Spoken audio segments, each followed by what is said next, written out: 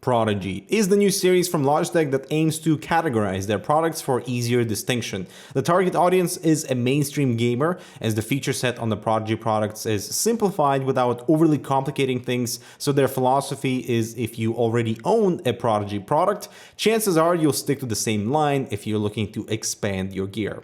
Well, we'll see.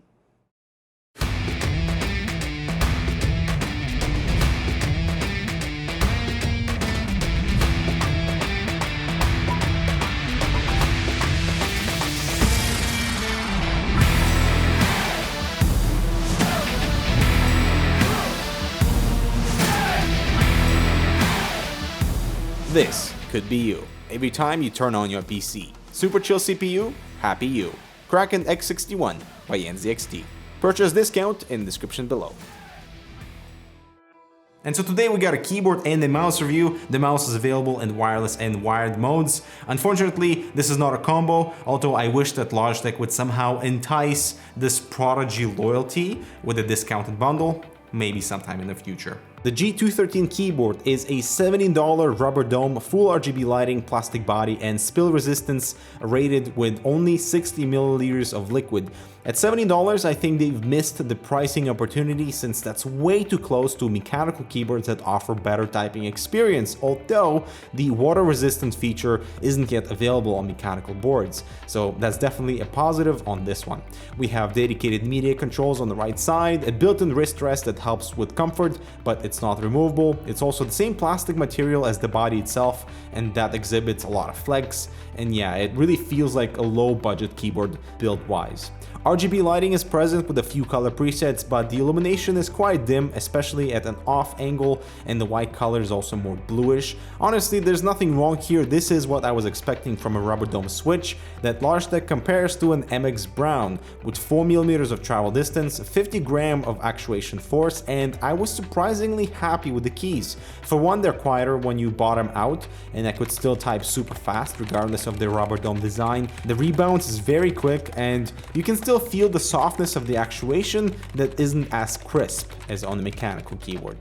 Lastly, it has anti-ghosting matrix, which means keys are divided into zones for anti-ghosting, and in my overall playtime I had no issues using multiple keys with the standard FPS layout, so good stuff. Spill test is next, and I have a full cup of water that is definitely more than 60 milliliters, but I dumped all of it on the keyboard, spreading the water. Now, there are no exit ports at the bottom, so you would have to angle it and most likely leave it upside down to dry, but the good news is the keyboard was perfectly fine after all this water.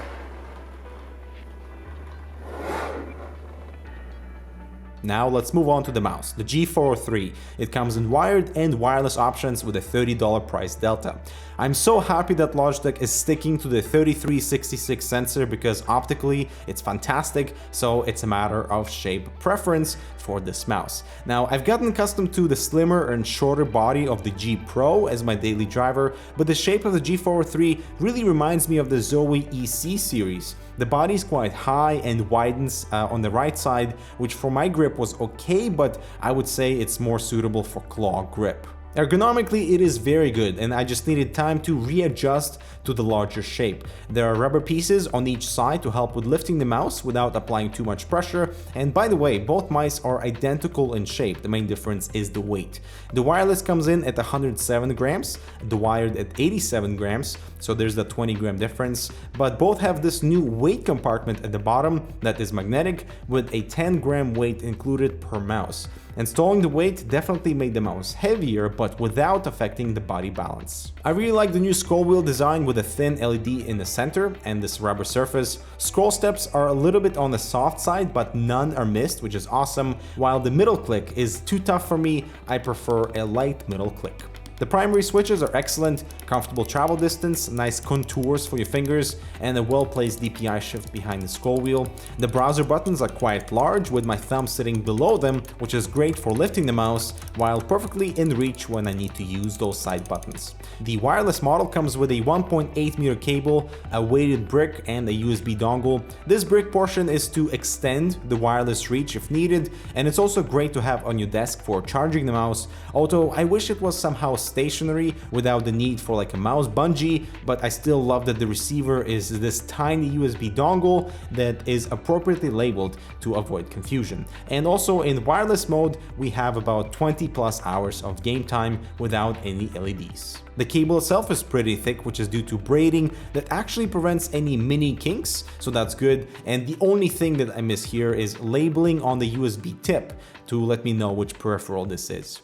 So I know the 3366 sensor very well, and I put the DPI to 800 and run a quick aim test, and the mouse performed excellent, exactly what I was expecting. And to give you some preference, only my wrist moves when I aim, and I lift the mouse if I need to aim beyond my wrist movement. And I prefer the wired for this reason alone, since it's much lighter, but aside from the different weights, my aim on the wireless model felt identical. Now what's really interesting is how Logitech promotes the G403, and you can clearly see the difference between that and the G Pro. The 403 is a fantastic mouse, but weirdly it's camouflaged to sell for the mainstream with RGB lighting and the weights, and I'm sure they'll have a new series name to attract more hardcore gamers. Software-wise, it is all synced up with all of your Logitech gear, which is great. For the keyboard, you can assign macro commands only to F1 through F12 keys.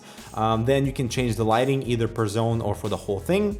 And while on the mouse, it's all the basics with button assignment, up to 5 DPI levels, polling rate, per zone lighting that I recommend you set to off on the wireless mouse, and there's also a battery tab to check available juice for the wireless mode as well. And finally, surface calibration. I highly recommend you do this for the sensor to determine the optimal liftoff distance, which is really low by the way, and that's perfect. And so the Prodigy mouse and keyboard being in the same lineup together feels a little bit weird to me, because the keyboard is only okay and the main selling feature is its spill resistance, which to be frank is not good enough. We recently reviewed the Zalmon keyboard, which is fully waterproof, it's much cheaper, and the plunger switch offers also a pretty excellent typing and gaming experience regardless of it being a non-mechanical switch. And I wish the G213 was about $20 cheaper so it could distance itself from very competitive and excellent mechanical options available. The G403 on the other hand is a proper gaming mouse with nice buttons, great shape, fantastic sensor, and very well priced too for wireless and wired options that I wish was in the Pro line, since the keyboard I feel like almost undercuts the perceived quality of the Prodigy line, and that's a shame.